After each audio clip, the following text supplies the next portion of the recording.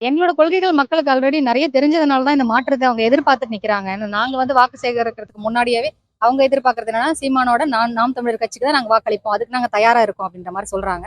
அப்படி இருக்கும்போது நம்ம எடுத்து சொல்ல வேண்டியதுக்கு அதிகம் தேவைப்படல. அவங்க ஒரு புரிதல்ல தான் இருக்காங்க.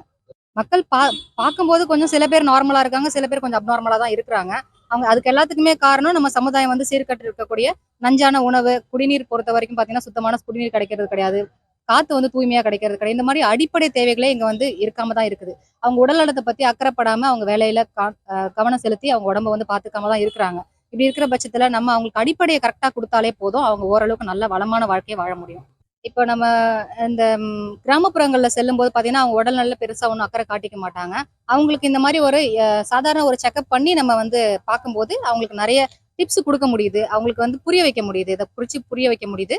அத அத வச்சு நாங்க நெறைய வந்து வாக்கு சேகரிச்சுட்டு இருக்கோம். புதுச்சேரியில மிக பலம் வாய்ந்த கட்சி, மிக வலிமை மிக்க கட்சி, பெரிய கட்சின்னு பார்த்தா நாம் தமிழர் கட்சி தான். ஏன்னா எல்லாருமே கூட்டணியில நிக்கிறாங்க. உங்க எல்லாருக்குமே தெரியும். தனிச்சு இதுவரைக்கும் களம் காண்டுட்டு இருக்கிற ஒரே ஒரு கட்சி, இந்தியாவிலே ஒரே ஒரு கட்சி நாம் தமிழர் கட்சி தான். இதுதான் எங்களோட மிகப்பெரிய பலமா பார்க்குறேன். நாங்க தான் முதன்மையான கட்சியாவும் நான் பார்க்குறேன்.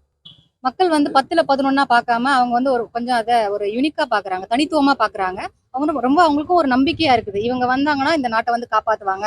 எங்களுக்கு கண்டிப்பா நல்லது செய்வாங்க. அப்படின்ற ஒரு நம்பிக்கை வந்து இருக்கிறதுக்கு இது ஒரு வாய்ப்பா இருக்கு.